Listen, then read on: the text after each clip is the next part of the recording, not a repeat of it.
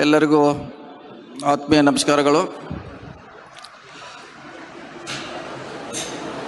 ಬೆಳಗಾವಿಯಲ್ಲಿ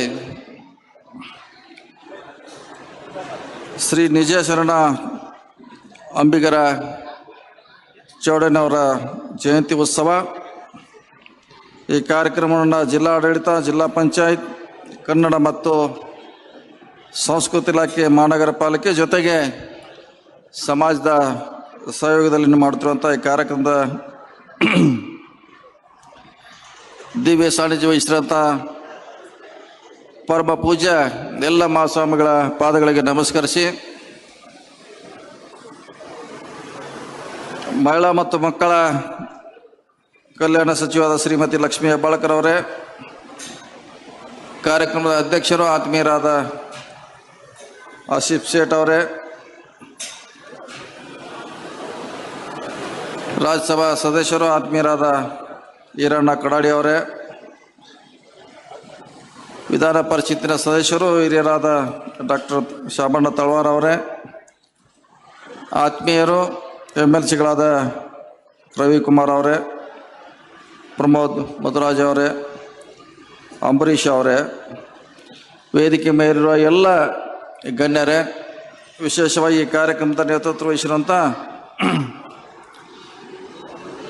ದಿಲೀಪ್ ಕುಮಾರ್ ಕುರಂದವಾಡೆ ಅವರೇ, ಈಗ ತಾನೇ ನಮ್ಮ ಜೊತೆ ಉಪನ್ಯಾಸನ ಹಂಚಿಕೊಂಡಂಥ ಡಾಕ್ಟರ್ ಮಲ್ಲಿಕಾರ್ಜುನ್ ಅವರೇ, ಜಿಲ್ಲಾಧಿಕಾರಿ ನಿತೀಶ್ ಪಾಟೀಲ್ ಅವರೇ, ಮಹಾನಗರ ಪಾಲಿಕೆ ಆಯುಕ್ತರಾದ ಅಶೋಕ್ ದುಡುಗುಂಟಿ ಅವರೇ, ವಿದ್ಯಾ ಭಜಂತ್ರಿ ಅವರೇ, ವೇದಿಕೆ ಮೇಲೂ ಎಲ್ಲ ಸಮಾಜದ ಗಣ್ಯರೇ, ಈ ಸಮಾವೇಶದಲ್ಲಿ ಭಾಗವಹಿಸಿದ ಎಲ್ಲ ಆತ್ಮೀಯ ಬಂಧುಗಳೇ, ನಿಜ ಶ್ರೀ ಅಂಬಿಗರ ಚೌಡಯ್ಯನವರ 904ನೇ ಜಯಂತಿಯನ್ನು ಇವತ್ತು ನಾವು ಬೆಳಗಾವಿಯಲ್ಲಿ ಆಚರಣೆಯನ್ನು ಮಾಡ್ತಾ ಇದ್ದೀವಿ. ಈ ವೇದಿಕೆ ಮುಖಾಂತರ ಹಲವಾರು ಸಮಸ್ಯೆಗಳನ್ನು ಚರ್ಚೆ ಮಾಡ್ತಾ ಇದ್ದೀವಿ, ಅದಕ್ಕೆ ಪರಿಹಾರ ಕಂಡುಕೊಳ್ಳುವಂಥ ಪ್ರಯತ್ನ ಮಾಡ್ತಾ ಇದ್ದೀವಿ. ಅದು ಶೈಕ್ಷಣಿಕವಾಗಿರ್ಬೋದು, ರಾಜಕೀಯವಾಗಿರ್ಬೋದು, ಆರ್ಥಿಕವಾಗಿರ್ಬೋದು, ಮತ್ತು ನಮಗೆ ಸಿಗಬೇಕಾದ ಹಲವಾರು ಸರ್ಕಾರ ಸವಲತ್ತುಗಳ ಬಗ್ಗೆ ಈಗಾಗಲೇ ಮಾನ್ಯರು ಸಾಕಷ್ಟು ತಮ್ಮ ಅನುಭವಗಳನ್ನು, ವಿಷಯಗಳನ್ನು ಹಂಚಿಕೊಳ್ಳುವಂಥ ಪ್ರಯತ್ನ ಮಾಡಿದ್ದಾರೆ. ಎಲ್ಲರಿಗೂ 12ನೇ ಶತಮಾನದಲ್ಲಿ ಇರೋರಿಗೆಲ್ಲ ಶರಣರತ್ತೆ ಹೆಸರು ಬಂತು. ಎಲ್ಲರೂ ಶರಣರಾದರು, ಶರಣು ಶರಣಿಯರು. ಆದರೆ ವಿಶೇಷವಾಗಿ ಅಂಬಿಗರ ಚೌಡಯ್ಯನಿಗೆ ಇನ್ನೊಂದು ಹೊಸ ಬಿರುದನ್ನು ಕೊಡಲಾಯಿತು, ಅದು ನಿಜ ಅಂತ. ನಿಜ ಹೇಳುವಂಥವ್ರ ನಿಜ ಶರಣ ಅಂಬಿಗರ ಚೌಡಯ್ಯ ವಿಶೇಷವಾಗಿ ಅವರ ಬಿರುದನ್ನು ಪಡೆದರೆ. ಹೀಗಾಗಿ ಅವರ ಕಾರ್ಯವೈಖರಿ ವಿಭಿನ್ನವಾಗಿತ್ತು. ನಿಜ ಹೇಳುವಂಥ ಒಂದು ಧೈರ್ಯ ಇತ್ತು, ಅವರಿಗೆ ಧೈರ್ಯಶಾಲಿಗಳಾಗಿದ್ದರು. ಸೊ ಹೀಗಾಗಿ ಆ ಧೈರ್ಯ ಬಹುಶಃ ಈಗ ಯಾರೂ ಬರಲಿಕ್ಕೆ ಸಾಧ್ಯ ಇಲ್ಲ, ಸಾಧ್ಯ ಇಲ್ಲ. ನನಗನ್ಸೋ ಮಟ್ಟಿಗೆ ನಾವೇನಾದ್ರು ಹೇಳೋ ದಿವಸ ಒಂದು ಕೇಸ್ ಆಗಬೇಕಾಯ್ತು ನಮ್ಮ ಮ್ಯಾಗ. ಬಹುಶಃ ಅವ್ರ ಪುಸ್ತಕ ಓದ್ತಾ ಇದ್ದೆ ಅವಧಿ. ನಾನು ಪುಸ್ತಕದಲ್ಲಿ ಭಾಳಷ್ಟು ಸಮಾಜದ ಬದಲಾವಣೆಗೆ ಭಾಳ ನಿಷ್ಠುರವಾಗಿ ಹೇಳಿದ್ದಾರೆ ಅವರು. ಹೀಗಾಗಿ ಅವ್ರ ಕಾಲದಲ್ಲಿ ಸಾಕಷ್ಟು ಬದಲಾವಣೆ ಆಗಿದೆ. ಮತ್ತೆ ಅದು ಮರಳಿ ಬರಬೇಕು. ಆ ಕಾಲ ನಮಗೆ ನ್ಯಾಯ ಸಿಗಬೇಕು, ಸಮಾನತೆ ಬರಬೇಕು, ಎಲ್ಲ ವಲಯಗಳಲ್ಲಿ ನಾವು ಕೂಡ ಪಾತ್ರಗಳ ವಹಿಸಬೇಕು. ಆ ಹಿನ್ನೆಲೆಯಲ್ಲಿ ಇವತ್ತು ಒಂದು ಸರಿ ಆದರೂ ಕೂಡ ಪುಸ್ತಕವನ್ನು ನಾವು ಓದಬೇಕು. ಒಂದೇ ವಚನಗಳನ್ನು ಕೂಡ ಓದಲಿಕ್ಕೆ ನಾವು ಪ್ರಯತ್ನ ಮಾಡಬೇಕು. ಯಾಕೆ ಎಲ್ಲಿವರೆಗೆ ನಾವು ನಿಜ ತಿಳ್ಕೊಳ್ಳಿಕ್ಕಾಗಲ್ಲ, ಅಲ್ಲಿವರೆಗೆ ನಿಜ ಬರಲಿಕ್ಕಾಗಲ್ಲ. ಡಾಕ್ಟರ್ ಬಾಬಾ ಸಾಹೇಬ್ ಅಂಬೇಡ್ಕರ್ ಹೇಳಿದ್ದಾರೆ, ಯಾರಿಗೆ ಇತಿಹಾಸ ಗೊತ್ತಿದೆಯೋ ಅವ್ರು ಮಾತ್ರ ಇತಿಹಾಸವನ್ನು ನಿರ್ಮಿಸಬಲ್ಲರು, ಸೃಷ್ಟಿ ಮಾಡಬಲ್ಲರು ಅಂತ ಹೇಳಿದ್ದಾರೆ. ಅದಕ್ಕಾಗಿ ನಿಜ ಶರಣ ಅಂಬಿಗರ ಚೌಡಯ್ಯವರ ಇತಿಹಾಸವನ್ನು ಓದುವಂಥ ಪ್ರಯತ್ನ ಮಾಡಿ, ತಿಳ್ಕೊಳ್ಳುವಂಥ ಪ್ರಯತ್ನ ಮಾಡಿ, ಅದನ್ನು ಮೈಗೂಡಿಸುವಂಥ ಪ್ರಯತ್ನ ಆದಾಗ ಮಾತ್ರ ಇಂಥ ಜಯಂತಿಗೆ ಮೆರುಗು ಬರ್ತೇವೆ ಅನ್ನೋ ಮಾತನ್ನು ಈ ಸಂದರ್ಭದಲ್ಲಿ ಹೇಳುತ್ತಾ, ವಿಶೇಷವಾಗಿ ಈ ಸಮುದಾಯಕ್ಕೆ ಭಾಳ ದಿನಗಳಿಂದ ಹೋರಾಟ ನಡೀತಾ ಇದೆ. ನಮ್ಮನ್ನು ಕೂಡ ಎಷ್ಟಿಗೆ ಸೇರಿಸ್ಬೇಕು ಎಷ್ಟಿಗೆ ಸೇರಿಸ್ಬೇಕಂತ. ಈಗಾಗಲೇ ಹಲವಾರು ಸರ್ಕಾರಗಳನ್ನು ಕೇಂದ್ರಕ್ಕೆ ಶಿಫಾರಸು ಮಾಡಿತ್ತು. ನಮ್ಮ ಸರ್ಕಾರ ಮಾಡಿತ್ತು, BJP ಸರ್ಕಾರ ಮಾಡಿತ್ತು, ಎಲ್ಲ ಸರ್ಕಾರಗಳನ್ನ ಮಾಡುವಂಥ ಪ್ರಯತ್ನ ಮಾಡಿದೆ. ಅದಕ್ಕೆ ಅಂತಿಮವಾಗಿ ಕೇಂದ್ರ ಸರ್ಕಾರ ಅದನ್ನು ನಿರ್ಧಾರ ಮಾಡಬೇಕಾಗಿರುತ್ತೋ ಅವ್ರ ಕೈಯಲ್ಲಿದೆ.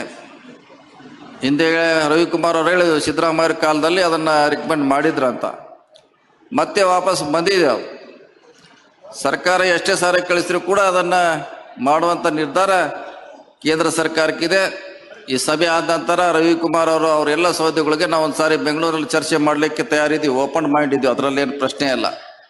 ಯಾರಿಗೆ ನ್ಯಾಯ ಸಿಗಬೇಕು ಅವ್ರಿಗೆ ಸಿಗಲೇಬೇಕು, ಅದನ್ನ ಯಾರೂ ಕೂಡ ತಡೆ ಹಿಡಲಿಕ್ಕೆ ಆಗೋಲ್ಲ. ಆದರೆ ಸರ್ಕಾರಕ್ಕಿಂತ ಹೋಗೋಕ್ಕಿಂತ ಮುಂಚೆ ನಮ್ಮಲ್ಲಿ ಮೊದಲು ಮಾತುಕತೆ ಪ್ರಾರಂಭ ಆಗಬೇಕು. ಸ್ವಾಮೀಜಿ ಅವರ ನೇತೃತ್ವದಲ್ಲಿ ಮಾತುಕತೆಗಳ ಪ್ರಾರಂಭ ಆಗಬೇಕು. ಸಮುದಾಯಗಳ ಜೊತೆ ಡೈಲಾಗ್ ಸ್ಟಾರ್ಟ್ ಆಗಬೇಕು.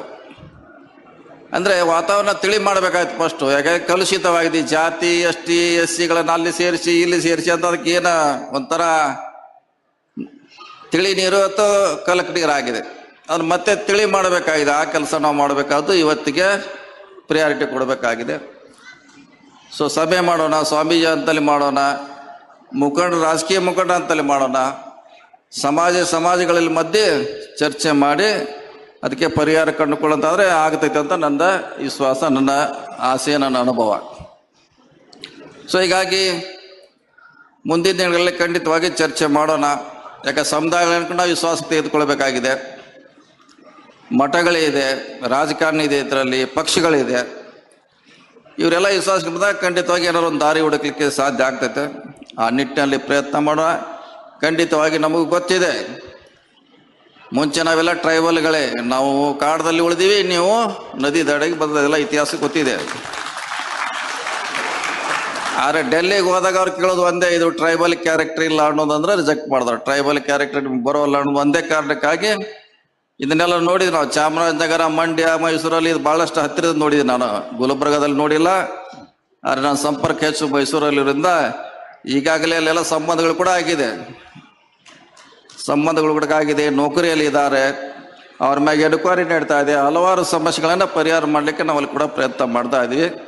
ಮೊನ್ನೆ ಕೂಡ ಮುಖ್ಯಮಂತ್ರಿ ಜೊತೆ ಮೈಸೂರಿಗೆ ಸೀಮಿತವಾದಂಥ ಸಭೆ ಕೂಡ ಆಗಿ ಅಲ್ಲಿ ಕೂಡ ಕಾಸ್ಟ್ ಸರ್ಟಿಫಿಕೇಟ್ ಸಮಸ್ಯೆ ಇದೆ. ಹಾಗಾಗಿ ಭವಿಷ್ಯತ್ತಿನಲ್ಲಿ ಖಂಡಿತವಾಗಿ ದಾರಿ ಹುಡುಕುವಂಥ ಪ್ರಯತ್ನ ಮಾಡೋಣ.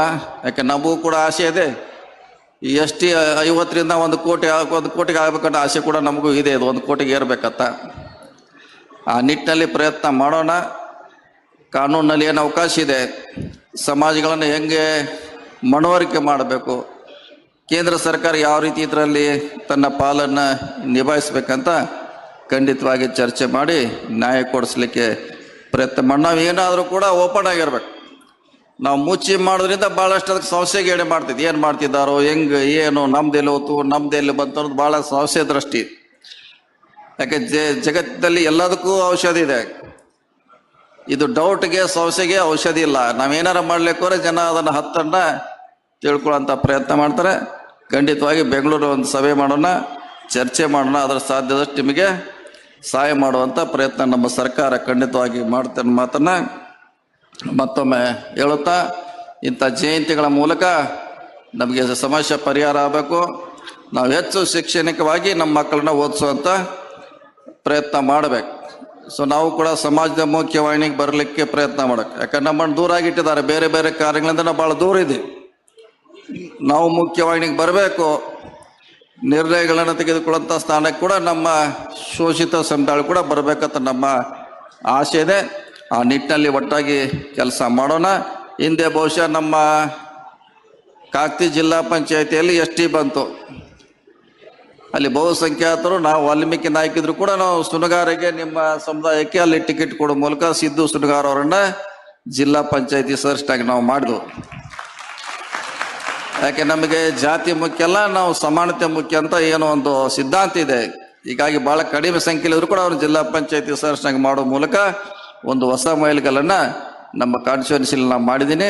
ಹೀಗಾಗಿ ಮುಂದೂ ಕೂಡ ನಮ್ಮ ದೃಷ್ಟಿ ಸಮಾನತೆ ಪರವಾಗಿ ಇದ್ದೇ ಇರ್ತೈತೆ, ನಿಮ್ಮೆಲ್ಲರ ಪರವಾಗಿ ಇರ್ತೈತೆ. ಯಾವುದೇ ಸರ್ಕಾರ ಬಂದರೂ ಕೂಡ ನಿಮ್ಮನ್ನು ಗೌರವದಿಂದ ಕಾಣಬೇಕು, ಸರ್ಕಾರದ ಸವಲತ್ತುಗಳನ್ನು ನಿಮ್ಮ ಮನೆ ಬಾಗಿಲಿಗೆ ಬಿಡಿಸುವಂಥ ಕೆಲಸ ಮಾಡಬೇಕಂತ ನಮ್ಮ ಆಸೆ ಇದೆ. ಆ ನಿಟ್ಟಿನಲ್ಲಿ ಚಿಂತೆ ಮಾಡೋಣ. ಈ ಸರ್ಕಾರ ಕೂಡ ನಿಮ್ಮ ಪರ ಖಂಡಿತವಾಗಿ ಒಳ್ಳೆ ಕೆಲಸ ಮಾಡ್ತಾ ಅನ್ನೋ ಮಾತನ್ನು ಹೇಳ್ತಾ ಮತ್ತೊಮ್ಮೆ ನಿಜಚರಣ ಅಂಬಿಗರ ಚೌಡಯ್ಯ ಜಯಂತಿಯ ಮತ್ತೊಮ್ಮೆ ಶುಭಾಶಯಗಳನ್ನ ಹೇಳುತ್ತಾ ಅವರ ಆದರ್ಶದಿಂದ ನೀವೆಲ್ಲ ಭವಿಷ್ಯತ್ತಿನಲ್ಲಿ ಬದಲಾವಣೆ ಆಗ್ತಾರೆ ಅಂತೇಳಿ ನನ್ನ ಮಾತು ಮುಗಿಸು. ನಮಸ್ಕಾರ ಎಲ್ಲ.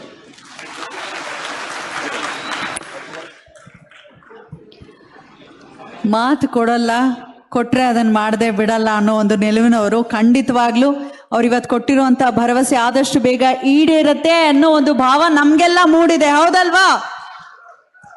ಹೃತ್ಪೂರ್ವಕ ಧನ್ಯವಾದಗಳು ಸತೀಶ್ ಜಾರಕಿಹೊಳಿ ಸರ್ ಅವರಿಗೆ ಅಂತ ಹೇಳ್ತಾ ಈಗ ವೇದಿಕೆಯಲ್ಲಿರುವಂತಹ ಪೂಜ್ಯರಾದಿಯಾಗಿ ಎಲ್ಲರಿಗೂ ಸತ್ಕಾರ.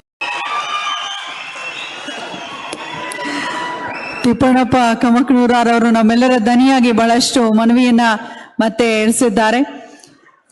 ಸಚಿವರಲ್ಲಿ ಧನ್ಯವಾದಗಳನ್ನು ಅರ್ಪಿಸುವ ಒಂದು ಜೋರಾದ ಚಪ್ಪಾಳೆ ತಿಪ್ಪಣ್ಣಪ್ಪ ಕಮಕನೂರವರಿಗೆ. ಈಗ ಶ್ರೀ ಕಾರ್ಯಕ್ರಮದಲ್ಲಿ